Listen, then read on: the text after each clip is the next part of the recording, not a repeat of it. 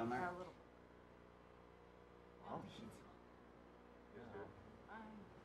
They're good down there, so you guys good down here? Yes. Sure. Huh? Give it a minute. It'll be cold. I call the regular meeting of the Milliken Board of Trustees of March 27, 2019 to order. Please rise for the Pledge of Allegiance. I pledge allegiance to the flag of the United States of America and to the republic for which it stands, one nation under God, indivisible, with liberty and justice for all.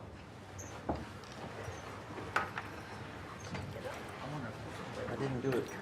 The town clerk, please do the roll call. Yes, Mayor. Trustee Wakeman? Here. Trustee Ehrlich? Here. Trustee Burak? Here. Trustee Smith? Here. Mayor Pro Tem Austin? Here. Mayor Woodcock? Here. Trustee Holly Trailer, absent.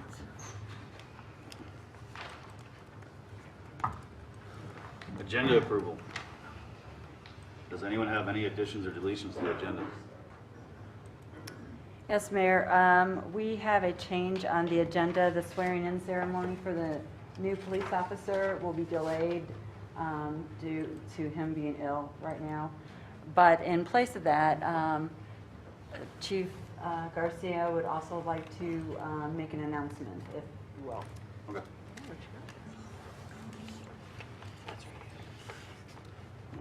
Take a look. Move to approve Good change. with the changes. Do I have a second? Second it. All in favor?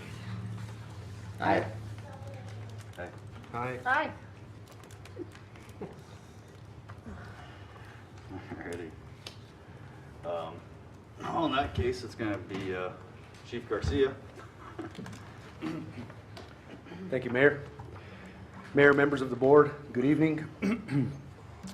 On March 22nd, the Milliken Police Department's Code Enforcement Officer, Lori Ehrlich, was recognized by the State of Colorado Association of Code Enforcement Officers for her outstanding work and involvement in local community events. Code Enforcement Officer Ehrlich was awarded the Colorado Association's Juan Eagle Award. The Juan Eagle Award is awarded yearly by the Colorado Association of Code Enforcement Officers to a member jurisdiction code enforcement officer that has planned and successfully held a community event that embodies the values of code enforcement. Excuse me. To protect the health and safety of the residents while promoting good community involvement and values. The Eagle Award will live at the awarded jurisdiction, so it'll be here at the police department for the year until awarded again in December. This award currently accommodates for 30 years of upcoming events and has been designed to grow from there, continuing to encourage, reward member jurisdictions to engage with their communities, to build sustainable relationships that promote all the values of code enforcement. So I just wanted to recognize our Code Enforcement Officer Ehrlich for the outstanding job she's done. She does volunteers for a lot of the community events along with her job as a code enforcement officer. So I wanted to recognize her publicly for the outstanding job that she's done. So we should all be proud of the work that she's doing in our community, for our community and for the town of Milliken. So I have the award here, so it's kind of, got it on the table. It's kind of heavy, but you can see it on the picture. Obviously, Code Enforcement Officer Ehrlich couldn't be here with us tonight, but there's her picture with the award. If you'd like to see the award here it is. You can't miss it. So, thank you. Very nice. Thank you very much. Thank you. Thank you, Lori. Thank you, Chief. Thank you. All right. Moving on. Citizens' comments. This is the time in the meeting where citizens have any comments on anything that's not a public hearing on the agenda is the time to come up and say something.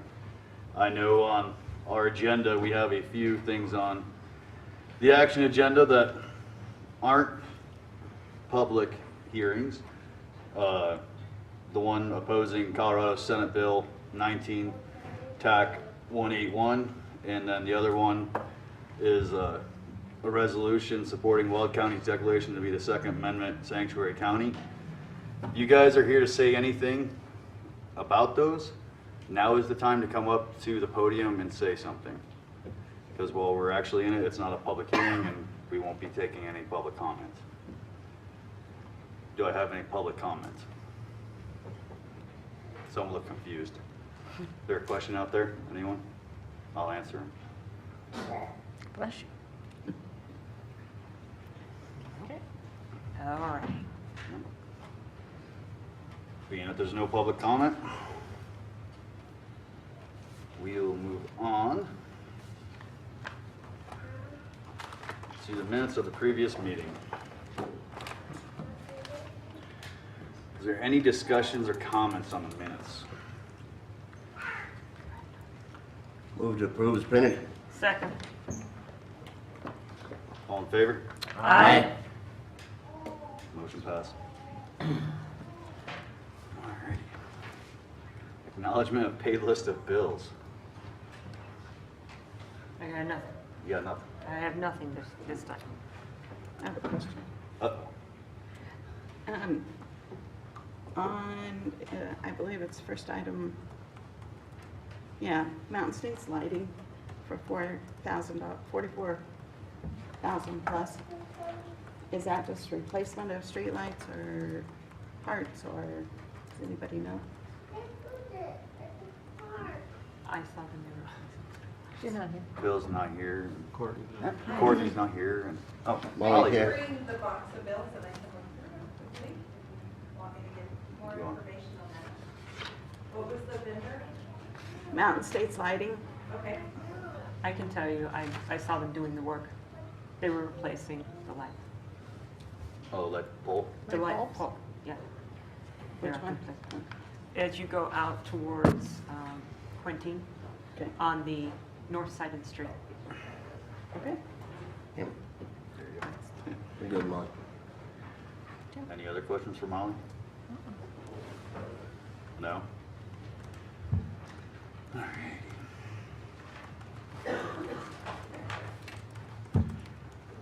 Moving on, town administrator's report.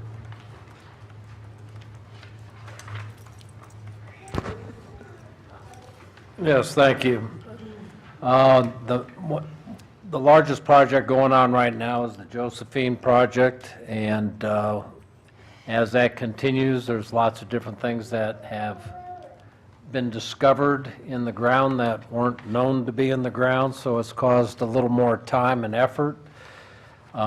We've completed the first bore under 60 now. We're getting real close to finalizing the project. Over budget due to the change orders, due to the issues that we found. We have been running at about 200,000 projected over budget.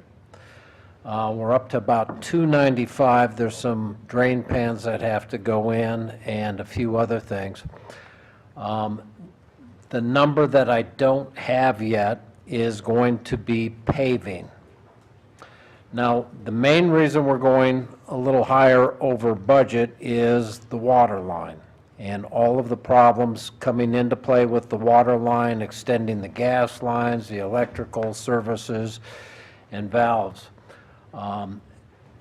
We are technically tearing the whole street out from drain pan to drain pan, so that's going to have a higher cost for asphalt when it's completed. However, the road will be done and will be completed, and it'll be a good road that won't need to be hopefully fixed for a while. So in that respect, we're a few years ahead of ourselves on getting that repaired because we were only going to do half of the street. They are ready to allow the ditch to run on April 1st. Yes. When we replace that road, are we going to do a 4 or 6 inch road base? I mean, how much blacktop? I would have to check with the Works Department, I don't know for sure. I don't have that right now. We'll have to look at what the base and the topping is. It'll be 6 and 4, 6 and 6. Thank you. Depends upon the load level of that road and what they want to put in there. Okay, thank you. The B-line ditch behind 60, that's all encased. They're doing the final cement on that. Most of that's already covered in. That's coming along nicely.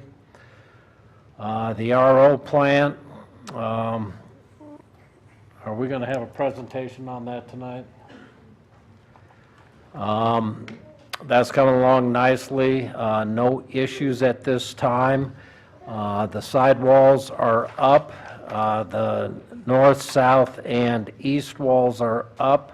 The west wall will be getting assembled. The roof is pretty much on at this time, and they're working on that.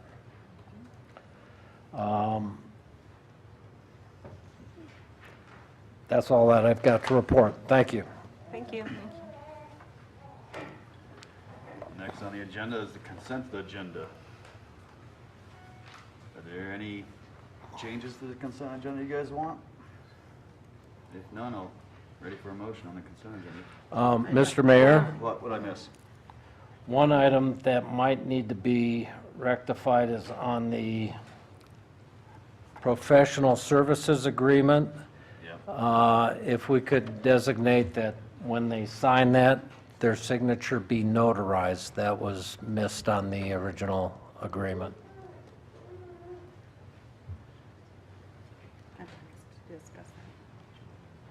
I move the item be removed from the consent agenda for discussion.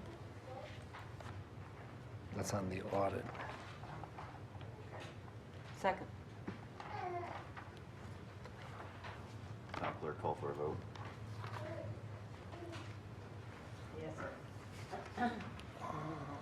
Trustee Burak? Yes. Trustee Rowland? Yes. Trustee Smith? Yes. Trustee Wakeman? Yes. Mayor Pro Tem Austin? Yes. And Mayor Woodcock? Yes. Motion passed. Put it at the very end of the agenda. It's this one here. Okay. Nope. We'll move right in the action agenda. Considerate action agenda, item A, consideration for approval, a lease agreement with the Milliken Events Committee. I need to recuse myself as I am the president of the Milliken Events Committee.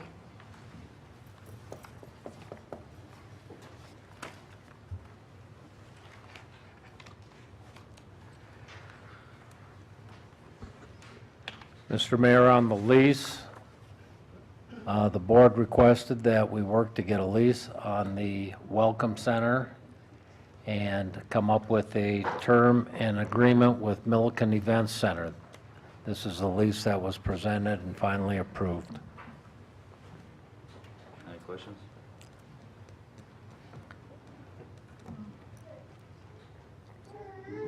No? None from this side? Any from this side? No? Make a motion to approve lease agreement with the Milliken Events Committee. Second.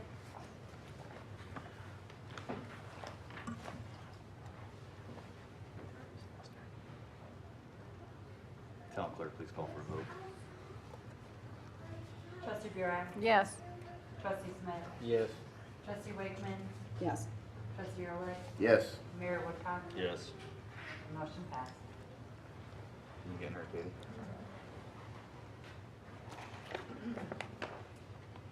Action agenda, item B, public hearing for consideration and approval of resolution 19 tax 02, amending the budget for 2018 to recognize additional expenses and expenditures. I believe that Molly from Pinnacle Consulting Group will be presenting. Good evening. Don't forget to open the hearing. My bad. It's 6:45 and the public hearing is now open.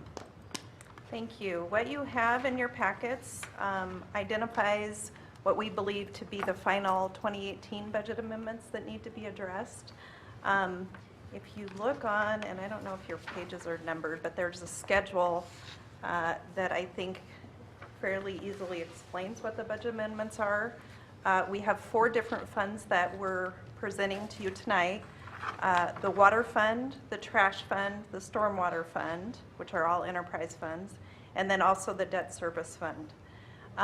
The reasons for amending the debt service fund and the water fund is due to general obligation bond refunding that you did, that's the debt service fund, and then a water revenue refunding bond and improvement bond that you also did in 2018. So what happens with that is the money comes in and the money goes out, and then you end up with a different debt schedule at the end, but we have to recognize that in the budgetary financial statements, so that's the reason for the amendment in those 2 funds.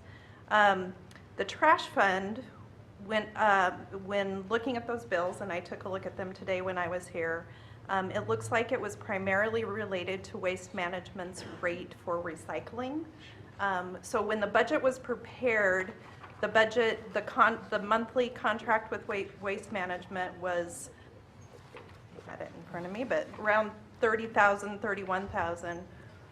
It went up about 20% to about $37,000. So that, if you do the math, that equates to the $75,000 additional expenditures that need to be recognized in that fund.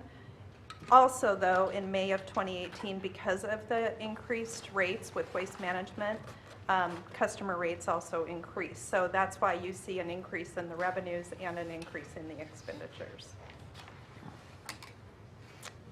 The final amendment is the stormwater fund, and solely the reason for this is that when looking at how we should be accounting for the Josephine project, because the stormwater fund is an enterprise fund, we felt it more appropriate to track that activity there and that asset there. So this is, you had previously in 2018 amended the budget for the grants fund, which was where we expected to originally track it, and this simply moves that over to the stormwater fund. Any questions, additional information you need? Anything from my left? I have a couple of questions. So is there some reason why we did not do this in 2018 and we're doing it after the fact? There were a couple of budget resolutions that happened during 2018. I can't answer specifically other than it's somewhat common to, at the end of the year, look at how you ended the year and go back to the board and ask for budget amendments on those items.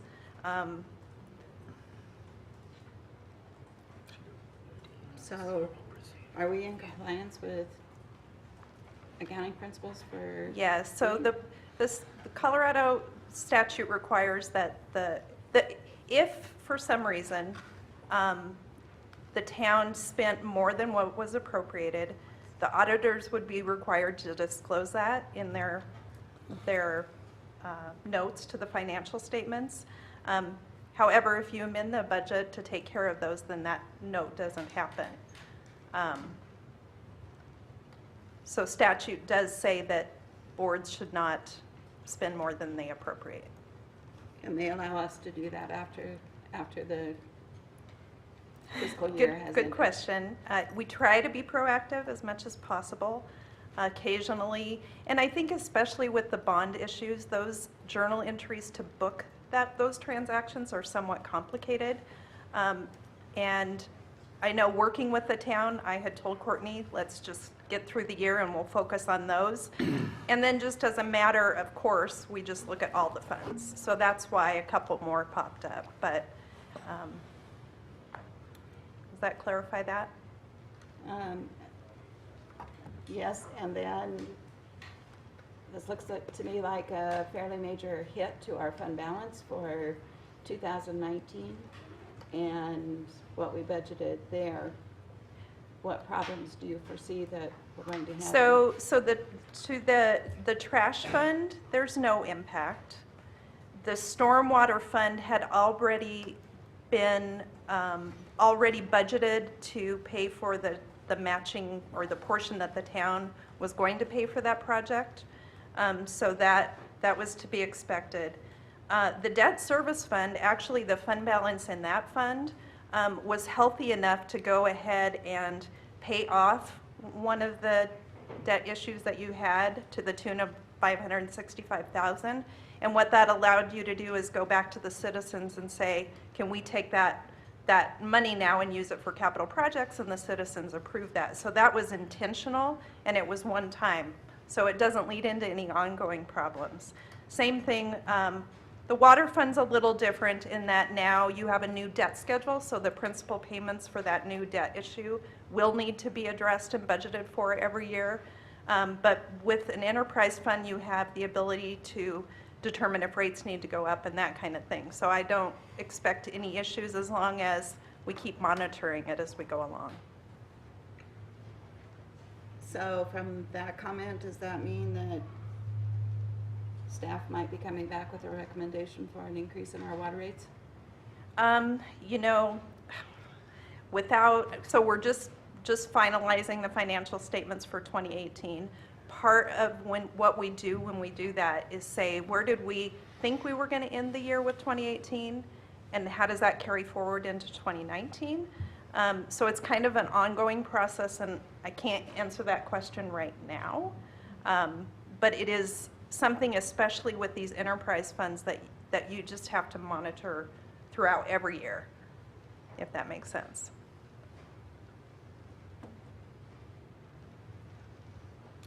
Okay, that answers my questions, I believe.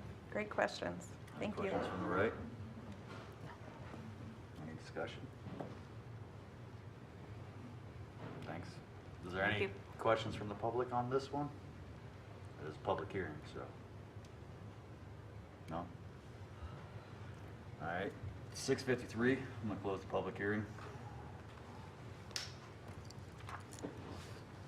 Let me ask again, any discussion? No. Any discussion? I'll take a motion. I move to approve resolution number 19-02, amending the budget for 2018 to recognize additional revenues and appropriate additional expenses and expenditures. Second.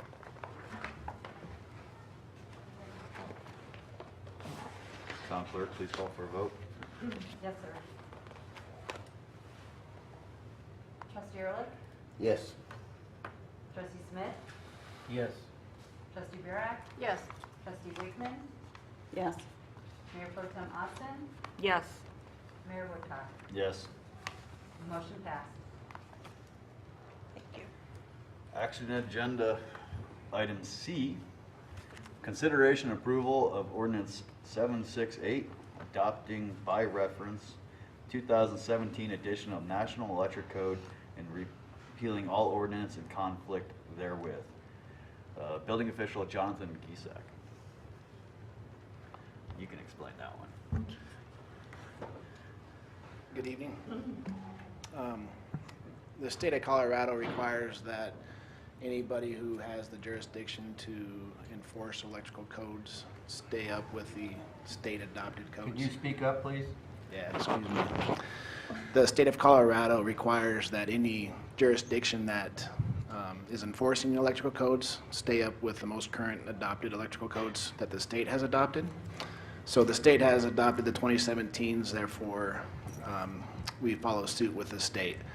So that's what this is basically about, is getting the 2017 adopted to stay within the state statutes. And I'm here to answer any questions anybody might have regarding the code. Questions on my left? Yes. So Mr. Gisak, did you write the memo to us, the agenda memo that explains the process for adoption? Did I write the memo? No. That's probably stuff. Let me see here.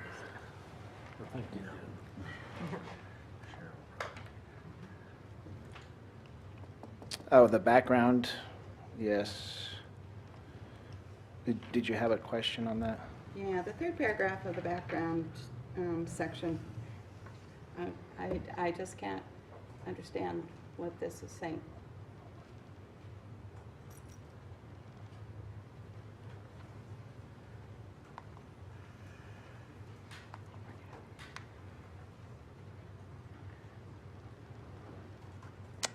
basically what it's saying is that we would be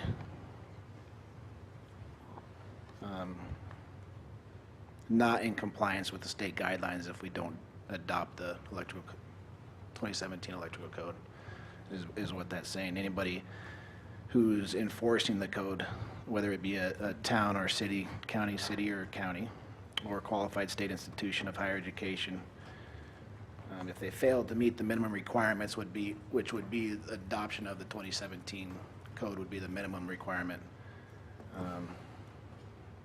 then you would be in non-compliance with the state. So what does the reference to higher education mean? That's what's in the state statutes. So if you were a school or something like that, it's just a general comment.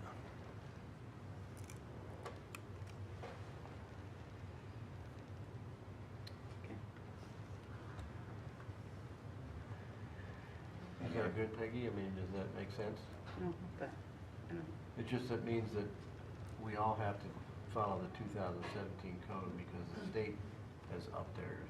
That I understand. I don't understand failing the higher education. It means the schools have to teach the 2017 code. But what does that have to do with us? It's just an It's electrical just code. part of the electrical statement for the Okay. state of Colorado. It's state statute, doing a fryer pan, here you go, let's cram everything in one paragraph and cover it all. Okay. Does that make more sense now? Not really? Not really, but let's move on. I'm okay with it. Any other questions from you guys? Good. None down here? Again, thank you, Jonathan. Thank you. I'll take a motion. I move to improve ordinance number 768, adopting by reference the 2017 edition of the National Electric Code and repealing all ordinances in conflict therewith. Second.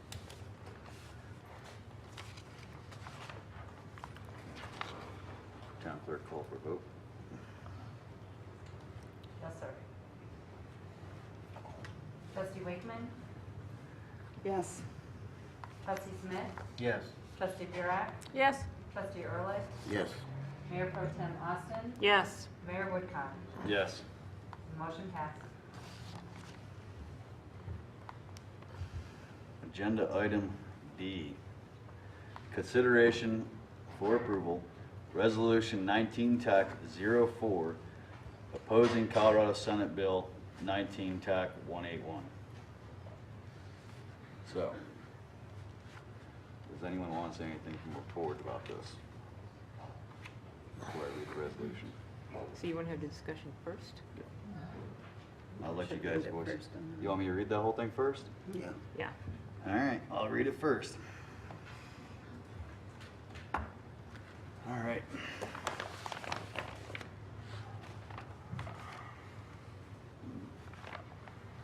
Resolution number 19 TAC 04, Town of Milliken, Colorado. A resolution opposing Colorado Senate Bill number 19 TAC 181. Whereas the Town of Milliken, Colorado is a statutory municipality, in the state of Colorado, created and operating pursuant of Article, what was that, 10? Of the state constitution. And whereas Colorado is a major energy producing state, ranked 5th in the nation for natural gas production, 7th in oil production, according to the U.S. government data. And whereas Colorado is widely recognized as a national leader in developing health, safety, and environmental protections. And whereas oil and natural gas development in critical sector of the Colorado economy, supporting jobs, supplying local produced and affordable energy to households and businesses across Colorado and especially in Weld County. And whereas the Town of Milliken supports responsible oil and natural gas development in a manner that protects the environment and the quality of life of Milliken citizens. And whereas more than 232,000 jobs in Colorado are supported by oil and natural gas development, equivalent to 6.5% of the total employment in the state of Colorado, according to a 2017 study by globally renowned accounting firm PricewaterhouseCoopers. And whereas, according to the same study, oil and natural gas development in Colorado supports more than 31 billion in economic activity, equivalent to almost 10% of the state economy. Whereas oil and natural gas development in Colorado generates almost 1.2 billion in tax revenue, according to a 2015 study by the University of Colorado Leeds School of Business. And whereas the loss of Colorado's energy sector would have a substantial adverse impact on the state economy, cripple state and local budgets, and threaten the livelihoods of hundreds of thousands of working families. And whereas Senate Bill 19-181 may impose excessive burdens, restrictions on oil and gas development, and is a threat to the industry in the state of Colorado. And whereas Senate Bill 19-181 delegates regulatory authority to local governments, upheaving the traditional state regulatory system for oil and gas development, which is a matter of statewide concern. Whereas Senate Bill 19-181 was drafted without sufficient input from the County of Weld, where the town is located, which is a major stakeholder as the #1 producer of oil and gas in the state of Colorado. Whereas the town collects over $340,000 in tax revenue annually from the energy sector. And whereas the town board of trustees finds that responsible oil and natural gas development is in the best interest of the citizens of the town of Milliken, that the Senate Bill 19-181 has been too hastily prepared without sufficient stakeholder input and poses a threat to oil and gas development in the state of Colorado. Ooh. I'll finish that off after we talk. Well, I'll finish off now. Now therefore, it has been resolved by the Town Board of Trustees of the Town of Milliken, Colorado as follows. Section 1, the Town Board of Trustees hereby declares its opposition to Colorado Senate Bill 19-181. Section 2, this resolution shall become effective immediately upon passage. And I'm not going to finish the rest until we vote. Okay. So, Thank you. do you guys have anything else you want to say? You want to add to this? Go ahead. I'd like to speak first. So I have some concerns that I believe directly impact the citizens of Milliken. I read all 27 pages of this bill, and on page 2, I'd like to specifically read, it says, currently, the act defines waste to include a diminution in the quantity of oil and gas that ultimately may be produced. Yes, I had to look up that word diminution. This clearly states to me that this bill intends to decrease oil and gas production in particularly in Weld County, that will have a negative impact on our town. The other part of this bill that really concerns me is that Section 7 also repeals the requirement that the commission take into consideration cost effectiveness and technical feasibility with regard to actions and decisions taken to minimize adverse impacts to wildlife resources. Well, I appreciate wildlife as much as the next person, and I think we need to be cognizant of that, and I think oil and gas industry does do that. But it shouldn't take precedence over our way of life here in Milliken. And it's not just money that you see coming in from the oil and gas industry specifically, it's the downstream effect. As you may look around our town, you notice that we have very little retail business. We do have 4 restaurants. There's one restaurant in town that I have spoken with personally, and he has told me that 50% of his business comes from oil and gas workers eating in his establishment. Not only that, oil and gas workers buy homes in this town, they pay taxes in this town, and I think that if they're going to support Milliken, we need to support them. And I'm going to cut my comments to that point. Thank you very much. You were next. I just heard today that Weld County is responsible for 90% of gas and oil production in the state of Colorado, and this is a vital industry for us, and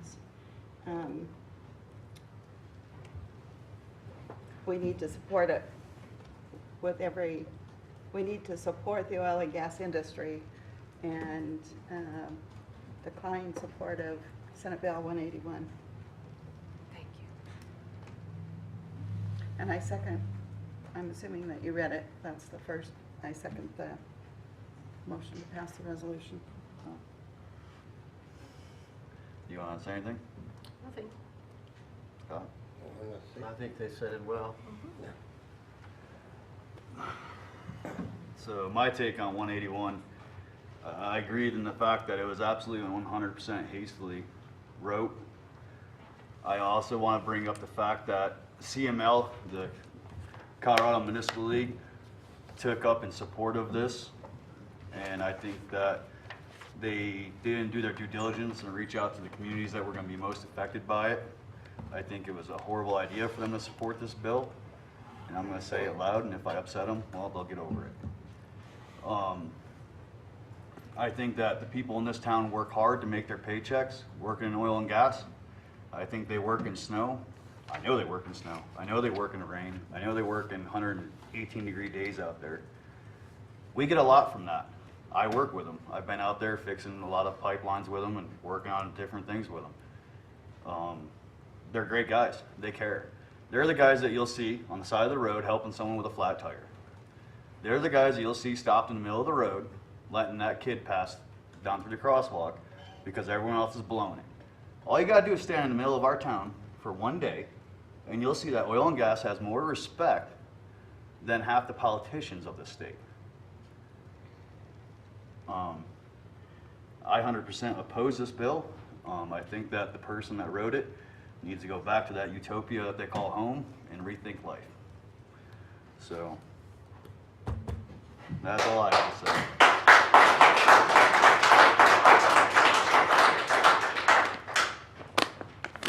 You guys want to finish it off? We didn't actually do a vote, so. You second it? Did you? First it. You first it?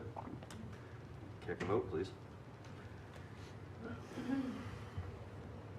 Trustee Smith. Yes. Trustee Burek. Yes. Trustee Ehrlich. Yes. Trustee Wakeman. Yes. Mayor Pro Tem Austin. Yes. Mayor Woodcock. Yeah, absolutely, yes. Motion passes.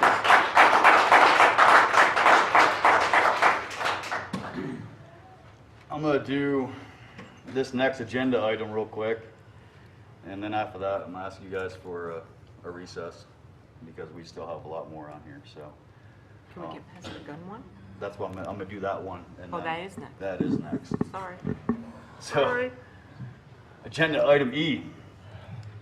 Consideration for approval of Resolution 19-05, a resolution supporting Weld County's declaration to be a Second Amendment sanctuary county and opposing Colorado's House Bill number 19-1177. Now you're gonna make me read it, aren't you? Yes. I knew it. I'll Sorry. be saying whereas in my sleep tonight. It's good practice for you. A resolution supporting Weld County's declaration to be a Second Amendment sanctuary county and opposing Colorado House Bill number 19-1177.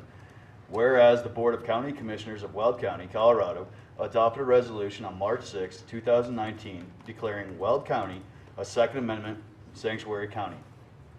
And whereas the Second Amendment to the United States Constitution, adopted in 1791 as part of the Bill of Rights, protects inalienable and individual right of people to keep and bear arms.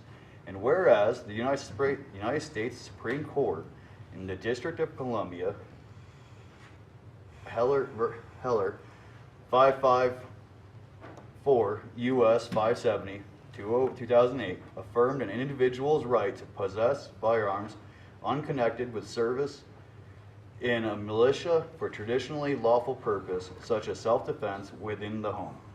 And whereas the United States Supreme Court in McDonald v. Chicago, 561 U.S. 742, 2010, affirmed that the right of the individual to keep and bear arms as protected under the Second Amendment is incorporated by the due process clause of the 14th Amendment against the states. And whereas Article 2, Section 3 of the Colorado Constitution provides that all persons have certain inalienable rights, among which may be reckoned the right of enjoying and defending their lives and liberties, of acquiring, possessing, and protecting property, and of seeking, obtaining their safety and happiness. And whereas Article 2, Section 13 of the Colorado Constitution provides that the right of no person to keep and bear arms in defense of his home, person, and property, or in aid of civil power, while thereto legally summoned, shall be called in question. And whereas, based on the foregoing constitutional principles, the Weld County Commissioners declared its support of the Second Amendment to the United States Constitution and to the provisions of the Colorado Constitution, and declared the county to be a Second Amendment sanctuary county. And whereas the Board of Trustees of the town of Milliken support the county's declaration to the Second Amendment sanctuary city based on the constitutional principles stated in this resolution. And where was I? I lost it. Second to last. Whereas the Board of Trustees supports Weld County's Second Amendment sanctuary county status in response to proposed Colorado House Bill numbers 19-1177, known as the Red Flag Bill, or House Bill 19-1177, and whereas House Bill 19-1177 creates a process for extreme risk protection orders whereby family members, household members, or law enforcement agencies could petition a judge to temporarily remove firearms from an individual who pose a significant risk of danger to themselves or others. Whereas House Bill 19-1177 implicates a citizen's right to bear arms and appears to overstep Article 2, Section 13 of the Colorado's Constitution, which provides that the right of no person to keep and bear arms in defense of his home, person, and property, or in aid of civil power, when thereto legally summoned, shall be called into question.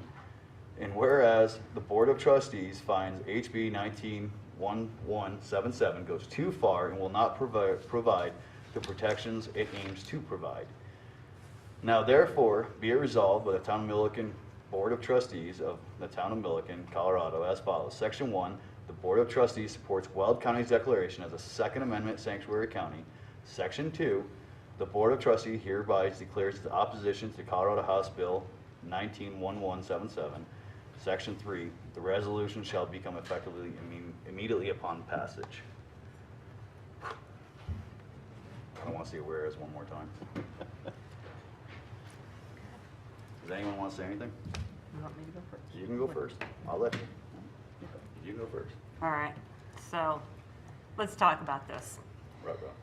Yes. On its face, it sounds like a great idea, but I read all 33 pages of this bill and I am appalled. I was not aware that in 33 pages you could violate not one, not two, but 4 constitutional rights by the U.S. Constitution that are given to us. And not just that, it's a concern for the bill overall. I had the chance last week to listen to Sheriff Steve Reams speak about this bill, and he had some very interesting comments to make that included a comment about Sandy Hook. So I went back and did a little further research. And the state of Connecticut did have a shooting at a state lottery. So in 1999, they passed a red flag bill. Sandy Hook happened in 2012. Their red flag bill did nothing to protect those teachers and those children from a major tragedy. James Holmes, who was involved in the Aurora theater shooting, was under mental health care. Law or no law, there was nothing that would have prevented that tragedy as well. What is most concerning about this bill is not only how hastily it was written, but what it may end up doing. So let's just step through a couple of the pieces of the bill. A petitioner submits to a judge a request for this order. The respondent, the subject of the bill, has 14 days to appear in court to prove that they have the ability to have these weapons. If they fail to prepare adequately, in 364 days, they have one more chance to appear in court to get their weapons back. Here's the problem. They're guilty before proven innocent because as soon as the judge signs the order, law enforcement goes out to pick up those weapons. They appear at the person's house. And the person's name, who has not appeared in court yet, is immediately put into a statewide judicial information system, the Colorado Bureau of Investigation, the National Instant Criminal Background Check System, and any other federal or state computer-based system. Is this a problem? Absolutely. Let me give you an example. In Maryland, they passed a red flag bill, law, and a distant relative of Mr. Willis filed for a protection of order. This distant relative did not even live in the same house. At 5 o'clock in the morning, law enforcement showed up at Mr. Willis's door. So he answered the door with his gun. He's like, it's at my door at 5 o'clock in the morning. When he saw it was law enforcement, he put his gun down. Law enforcement proceeded to try to take the gun. He said, you're not taking my gun. Remember, Mr. Willis knows nothing about this order that's been issued to take the weapon. Struggle ensued. The gun discharged, not hitting anybody. An officer further behind shot and killed Mr. Willis. All for this protection order that was instituted by a distant relative. This is what can happen. This is an actual example. If that's not bad enough, I'm going to cut my little thing here short to a couple of other examples here for you. If the respondent is out of town when this order is issued, they know nothing about it. They're driving back into town. Maybe they've been out of town on vacation or work. Their information is in this national database. If they're pulled over for a traffic violation, like say in another state like Kentucky, what is that law enforcement officer supposed to do? They're seeing extreme risk.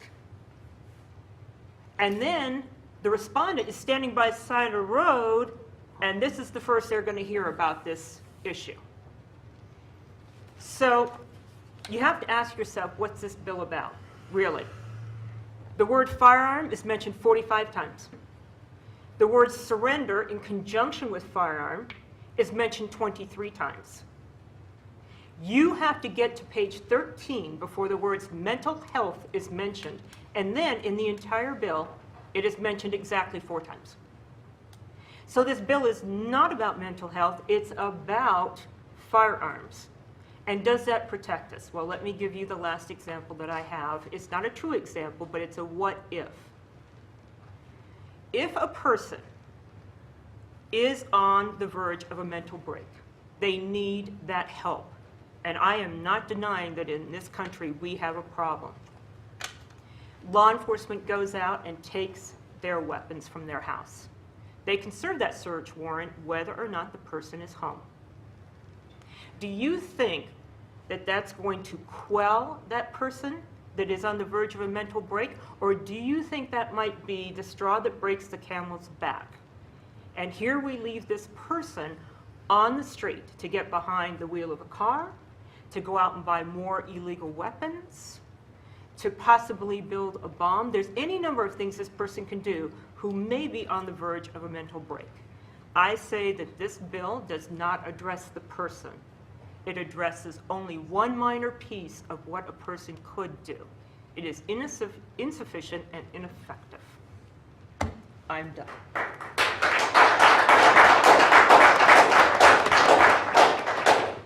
You don't have anything? Do you have anything? Scott? Nope. Katie? Sorry, big mouth.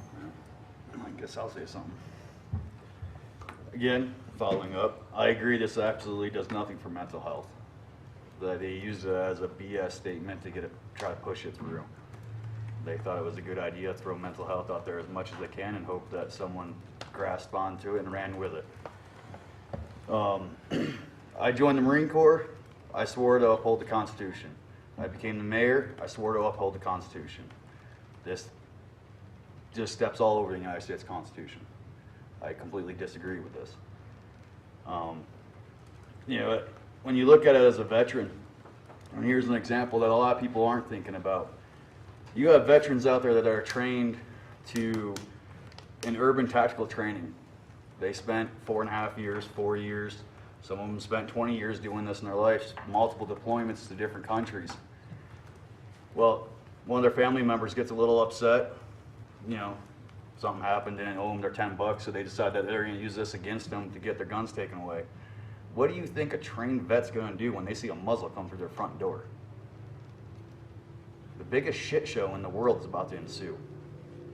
There's gonna be more rounds flying because all it was an upset relative that did something. This has nothing to do with mental health. This has someone trying to push personal agenda, trying to take and disarm the American citizen and just completely disregard what our country was built on, the Constitution. And again, I will say I completely am 100% in opposition of this bill.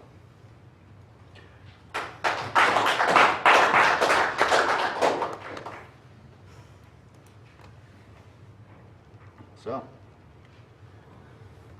I need a, I second the motion. you seconded it? Who approved it? I thought you did. All right, I approved it then.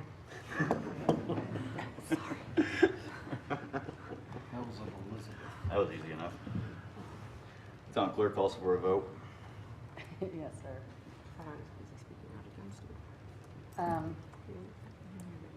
Trustee Burek. I abstain. Trustee Wakeman. Yes. Trustee Ehrlich. Yes. Trustee Smith. Yes. Mayor Pro Tem Austin. Yes. Mayor Woodcock. Yes, Motion passed. figured it would. All right, I'm gonna call for a 10-minute recess. Thank you, because it's getting warm in So- here. 7:23.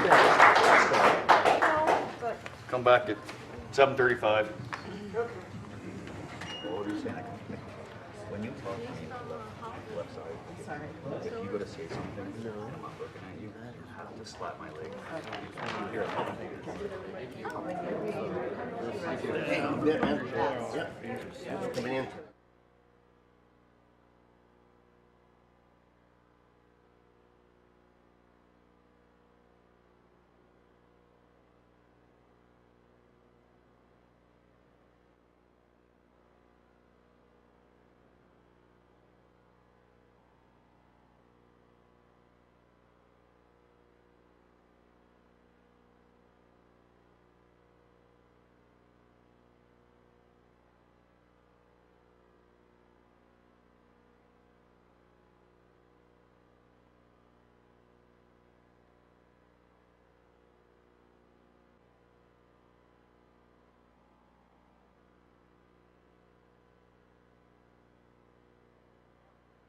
Where'd everyone go? they're not as interested in the rest of our agenda. I guess we're just boring. I was dressed and nobody got up on the comment. So what is that? Well, I think some of them are confused and I wasn't explaining again, so. I thought you did okay. It's 7:39 and we're back from our recess. Action agenda F, consideration for approval of oil and gas lease with Grizzly Petroleum Company. Town administrator, you want to explain this one? Yes, Mayor. The town of Milliken has a very small piece of land that has not been leased. It's like a long triangular sliver under a part of a sidewalk on half of a block. But oil companies like to tie all that up and have it identified. On this item, though, there was a little bit of a mix-up in the lease agreement. With us being a government entity, we are allowed to do 3-year leases with a 2-year extension, but the wording was a little vacant here. So if you do decide to approve this, I would ask that you approve it with consideration of correcting the wording so that the attorney can work on it. And substantially, you would approve substantially the agreement and allow a final revision to be approved and signed by the mayor. So just to clarify a little bit, I requested that the motion approving this lease be amended just a little bit because based on my understanding, this agreement term is for a first term of 3 years, which is fine, with an option of a 2-year extension, but the term language in the agreement has it as a 3-year primary term and then kind of potentially going on forever and ever.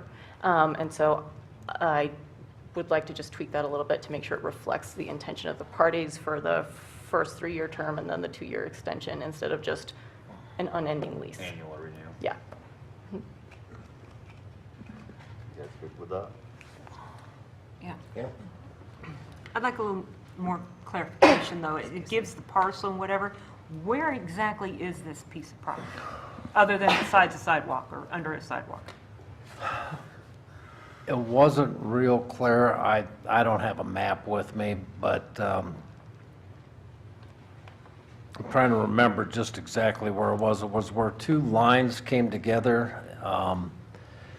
And sometimes when they do a meets and bounds, they've got just an offset a little bit on the survey, having to do with changes of surveys and benchmarks, measuring from one benchmark to another, he was explaining. But it was back over here just outside Old Town a little ways. That's all. I don't know exactly which sidewalk it was or where it was.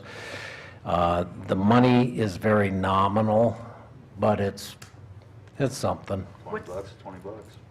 Yeah, what's the closest building, I guess, is what I'm trying to get to.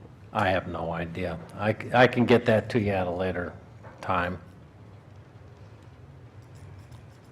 What if we're too close to a building? They're leasing it. It's forced pooling probably. Yeah, everything was forced pulled. Yeah. It's not like they're putting a well on it. Okay. Yeah, they're just sucking it from there. Okay. Anyone want to give me a motion? Yes. Move to approve the oil and gas lease from Grizzly Petroleum Company LLC in substantially the form of the agenda packet and direct the mayor to sign when in final form. Second. Town clerk, please call for a vote. Yes, sir. Trustee Burak? Yes. Trustee Smith? Yes. Trustee Wakeman? Yes. Trustee Ehrlich? Yes. Mayor Pro Tem Austin? Yes. Mayor Longcott? Yes. Motion passed. Action agenda item G, motion authorizing town administrator to execute construction and maintenance agreement for pedestrian railroad crossings and authorizing related payment to UPRR. Mr. Mayor, on that, we're trying to get the PUC agreement with the railroad. There is a requirement or a hope to have it done by the end of the month. There is a possibility we could have it, and this just authorizes the signature on it so we can be within the guidelines on having it done for the grant. If by chance we get it by March 31st.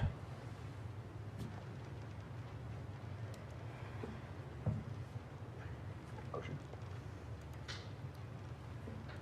I move to authorize the town administrator to execute the construction and maintenance agreement for construction of 3 pedestrian railroad crossings when the agreement is in final form as approved by the town attorney.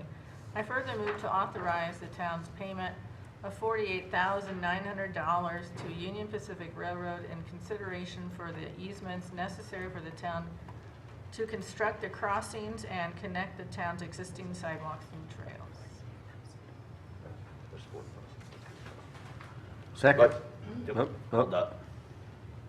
You have a question you want to ask? Second. All right. Scott seconded it, but before we vote, Trustee Wakeman has a question.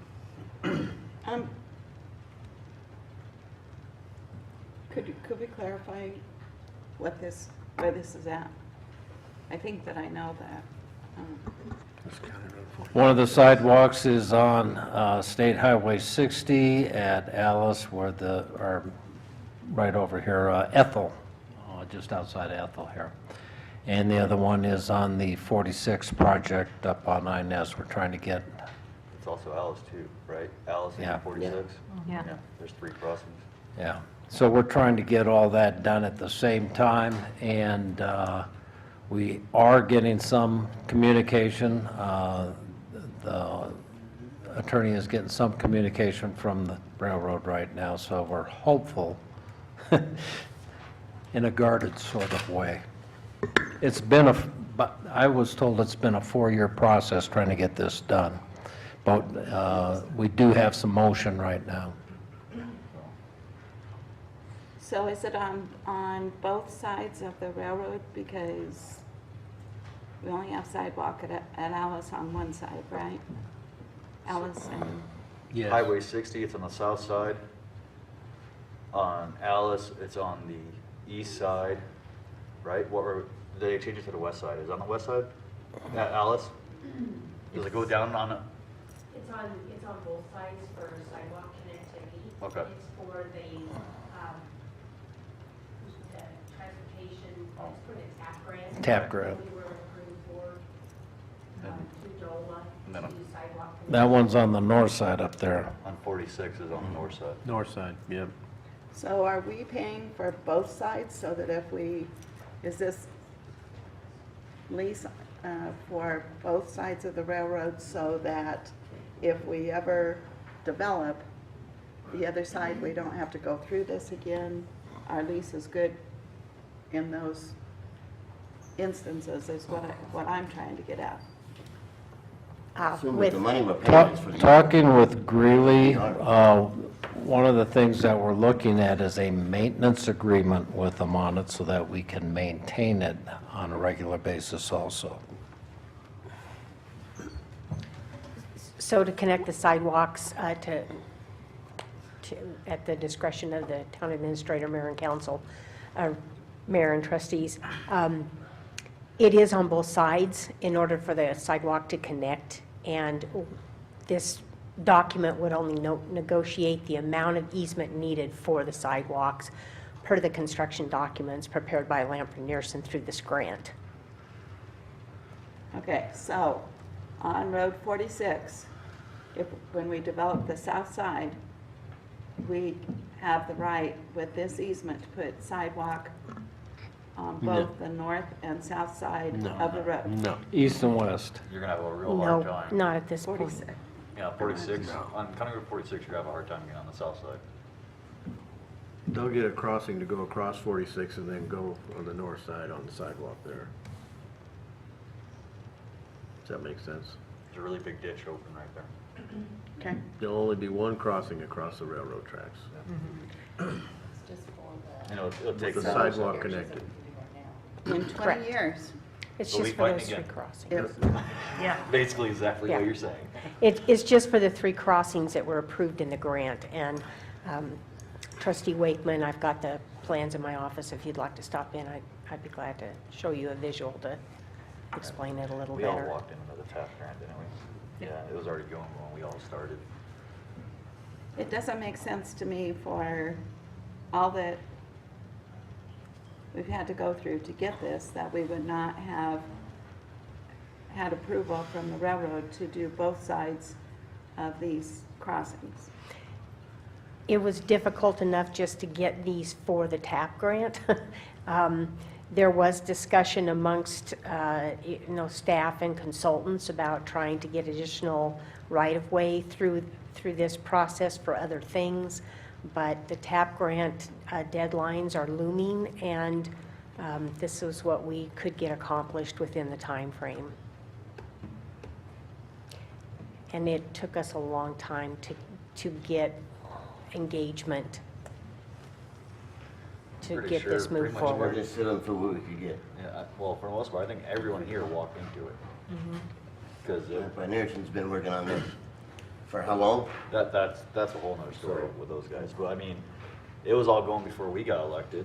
I think it was long before the town administrator, our attorney, Pepper came on, they had already started the tap grant. Yeah, pretty much, it's the only one that I think was here when this whole thing started. Right now is Cheryl. So, I mean, So it's all her fault? It's all sure. that, we're blaming on her. Well, we relied on Lepper and Nearson to take care of this for us. That backfires every time. And when we started the 46 project, they got to the railroad tracks, and we still didn't have the agreement in place to be able to do this. So the railroad come back and said, oh, hell, they can put whatever price they want on it, now that we already started the project. So that's how our engineers worked, is went ahead and got us to approve the project to get moving. They didn't have all the documents in place, especially for that crossing out there at 46.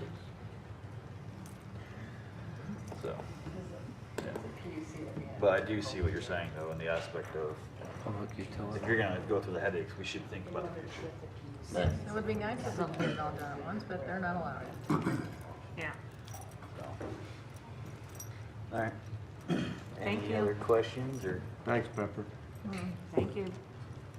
comments, or Nope. give me a motion? Mary. We need to vote, Mary motion. Yeah. We have a motion. Oh, We're down that's to right, vote. yeah, we're voting. Yeah, we Hey, vote. sorry, I right. got lost in the conversation. No need for apology. Call for a vote. Trustee Smith? Yes. Trustee Wakeman? Yes. Trustee Burak? Yes. Trustee Ehrlich? yes, Mayor Pro Tem Austin? Yes. Mayor Woodcock? Yes. So, Motion passed. we'll do the discussion, and then we'll do we'll go back to the consent. That we still have to go over. we're still on the action agenda. Right. It's We the just- last item on the action agenda. We just did the action, we're done, aren't we? No, we have moved one we more moved on, on the to consent action. agenda down to the, Shit. Yeah. They moved to the action agenda? Yes. yeah. Yeah. Trustee Wakeman? The professional services agreement. All right, I'm lost anyways. So, what letter would that be? A. 10A. Sorry. So, going on. Consideration for approval of professional services agreement and acceptance of the engagement letter for the audit of the town's basic financial statements for the fiscal year ending in December 31st, 2018. Courtney's not here though, so. Sorry, it's probably something that I can help with. The reason that I recommended that the contractor have their signature notarized on this professional services agreement because of requirements regarding independent contractors in state law. It's best contract practices to make sure that an independent contractor has a notarized signature in services contracts. There are really simple boxes to check for independent contractor things and employment type contractual services and everything. So that's the only recommendation that I had. That's the only tweak. And so if we just ask the auditor when they sign the contract to make sure that their signature is notarized, that's just an easy peasy fix. That's it. That we want. Mhm. Okay, what do you want? So, if I recall correctly, we had to file for an extension to file our audit report. I think it was not completed when the information was presented to us. So it was, and then I believe that we got a soft copy several weeks later of the audit. I guess I just want some reassurance that we're gonna have a little bit better procedure this year. Yeah.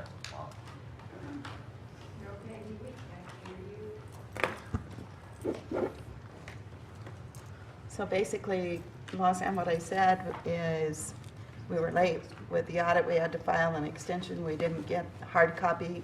I don't believe the audit was complete when he presented the report to us. I just feel like we need to tighten up on our procedure a little bit with it. So last year, so I've been involved in the town's audit for 2 years. Last year, so for the 2016 audit, we had a firm, Anderson Whitney. Anderson Whitney, thank you. The town elected to switch firms for 2017. Frequently when that happens, there's additional, I know that Anton Collins Mitchell, who was the town's auditor, I think a few years before Anderson Whitney, but anytime there's a switch in audit firms, you have to recreate a base with each other. So it's not unusual to ask for an extension when you have a change in firms. There were also some things going on in the spring of 2018. I mentioned you had a ballot question, you had 2 bond issues going on. A lot of that took time away from what we could have been focusing on getting ready for the audit. So there were a combination of factors that happened last year. I can tell you, poor Cheryl and Michelle and Courtney know that we've been working very hard this year to prepare, and that the audit staff from Anton Collins Mitchell is actually going to be on site in the town next week. So we're only at the beginning of April. I do not expect at all for us to request an extension this year unless something extraordinary happens. I think we're in great shape, even considering all of the activity that the town had last year.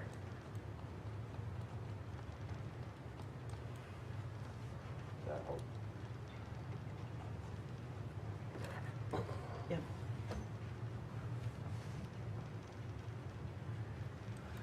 And we did just, the process with the state is that you ask for an extension, they granted to. So there's a process that we followed, and they allowed it, and we did get the audit into the state by the deadline of the extension, so. Any other questions? Anything down here? No, thank you.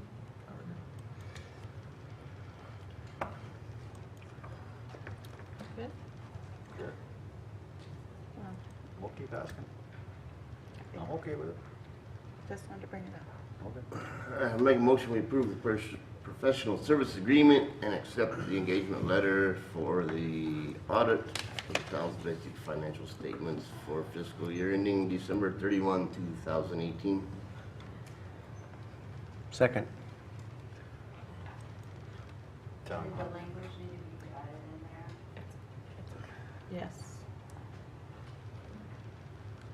It's requesting that they sign with what our Notary. attorney said, with a notarized signature.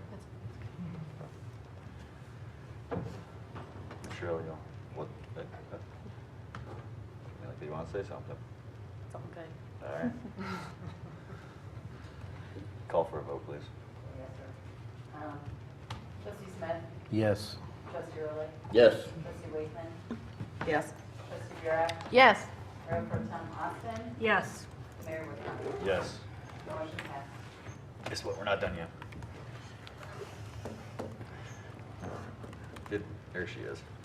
On the discussion agenda, progress report on the floodplain violations, Western Equipment and Truck. Mayor and trustees, just very quickly, we had another site visit on March 19th at the request of the U.S. Fish and Wildlife law enforcement personnel and biologists.